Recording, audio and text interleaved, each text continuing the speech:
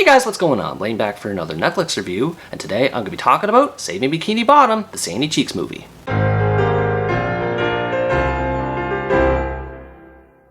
Saving Bikini Bottom, the Sandy Cheeks movie, is an American adventure comedy film that tells the story of Sandy Cheeks, one of the most popular characters from the long-running kids' TV series Spongebob Squarepants.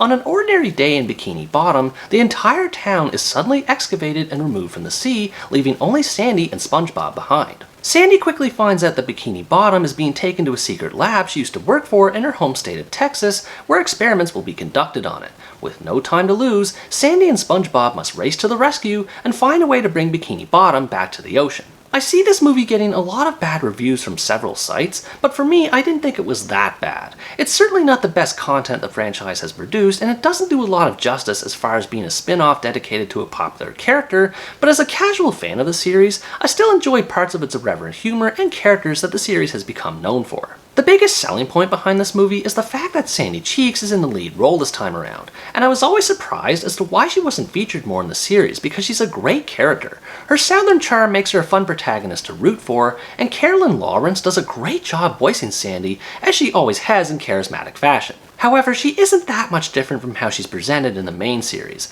Her scientific disposition can be enjoyable, and the lengths the filmmakers went to adding backstory to her family and explain her absence from home is admirable, but there's not much else that she develops from. Despite the movie mainly centering on Sandy Cheeks, Spongebob Squarepants also gets plenty of screen time as a sidekick to her adventure. Just like in the series, Tom Kenny is excellent in his performance of the character, and it never feels like he's forced into the story or steals any of Sandy's thunder. At the risk of sounding controversial though, I found him to be a bit grating at times. He has a tendency to yell at the top of his lungs or giggle during scenes that don't have any prompt for comedy, which gets increasingly annoying the more it happens. I know the character is supposed to be really goofy in nature, but here it feels a bit overboard. As far as the other characters in the movie go, it has what every SpongeBob fan would expect to see. Characters like Mr. Krabs, Patrick the Starfish, and Squidward, among others, all contribute to the story in different ways, yet feel oddly shafted for a great majority of the movie. Don't get me wrong, the characters are still great, and it's awesome to hear everyone being performed by their original voice actors,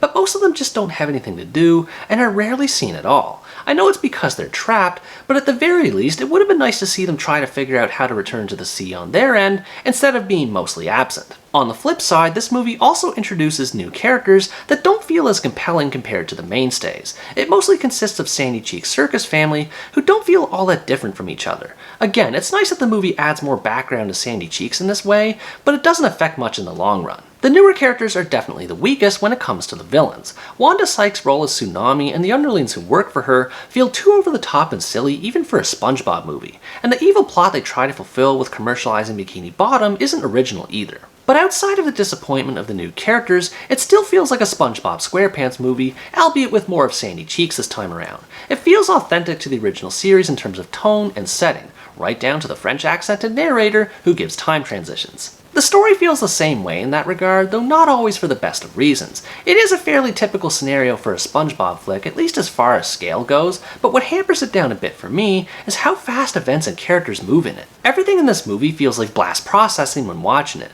The movie rarely stops to take a breath before it moves on to the next scene, and then the next, and it just keeps going and going. From what I remember, this was a similar problem in the series, but at least in that, the episodes were shorter and didn't feel as overwhelming. Now, to be fair, the movie is still a lot of fun in certain parts. Despite the fast pacing affecting the story, there's a nice variety of settings to enjoy along the way, like the desert where Sandy and SpongeBob battle a group of rattlesnakes, or the water park where the pair try to outrun a vicious pug dog. The scenery is bright and colorful, once again fitting with the tone of a Sandy and SpongeBob story, and this makes the entertainment factor even better. This leads me to talk about the most important thing behind every Spongebob Squarepants product, which is the comedy. The famous irreverent humor of the series remains present throughout this movie, and while I don't think it's as good as it was in the past, it's still hilarious where it counts. Some of the running gags like cowboys eating beans and wind, the various situations of cheesy green screen, and Fred having plenty of moments to say my leg are a few examples of the funnier side to the movie. My favorite gag that I wish the movie did more of was the different ways involved with keeping SpongeBob hydrated and how exaggerated he looks every time he's close to drying up. That being said,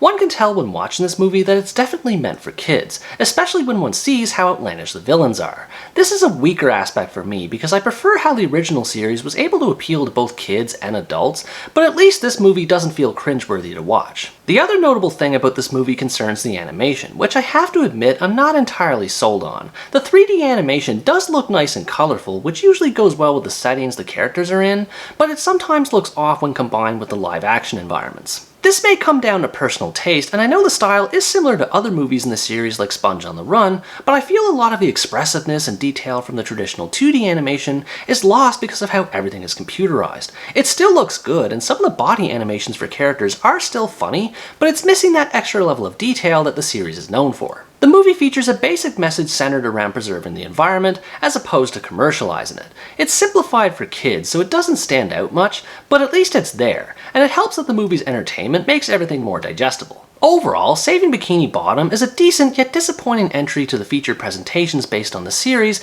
that could have turned out better than it did. If you're a fan of the Spongebob Squarepants franchise and are craving to see a movie based on Sandy Cheeks, or just want to watch something easygoing with your kids, you might enjoy checking this out. I'm not a hardcore fan of the franchise, so I don't know how much weight my opinion will ultimately have, but personally I got what I expected out of it. A typical SpongeBob adventure with a different character in the lead role. It could have been better, but it could also have been worse. What did you think about this movie? Was it a faithful entry to the series, or was it nothing like you thought it would be? Let me know in the comments below. Anyways guys, that's going to wrap up my review of Saving Bikini Bottom, the Sandy Cheeks movie. Thanks for watching this video, I hope you enjoyed it, and as always stay tuned for the next part, where next time I review the Filipino drama, Lolo and the Kid. Bye bye!